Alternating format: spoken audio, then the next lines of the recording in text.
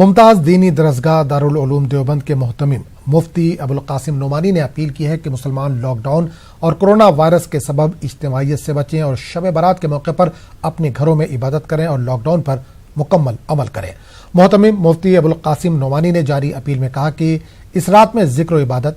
دعا استغفار کی کثرت اور اس کے بعد والے دن روزہ رکھنے کی فضیلت احادیث سے ثابت ہے، لیکن کوئی عمل اجتماعی شکل میں کرنے کا کوئی ثبوت نہیں ہے۔ اس رات میں قبرستان جانے کی ترغیب بھی نہیں دی گئی ہے۔ صرف ایک بار تنہا قبرستان جانا رسول اللہ صلی اللہ علیہ وسلم سے ثابت ہے۔ اس کے باوجود بہت سے لوگ قبرستان یا مساجد میں اجتماعی طور پر جاتے ہیں اور مختلف اعمال کرتے ہیں۔ اس لیے تمام مسلمانوں کو متوجہ کیا جاتا ہے کہ موجودہ حالات میں جبکہ ضروری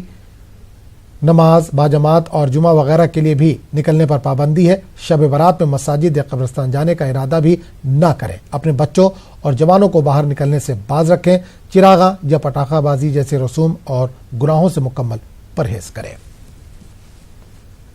رات کے بعد جو رات ہے یہ شب برات ہے۔ اس میں مسلمان عبادتوں میں مشغول رہتے ہیں، لیکن اس وقت پورے ملک کے اندر لاک ڈاؤن ہے،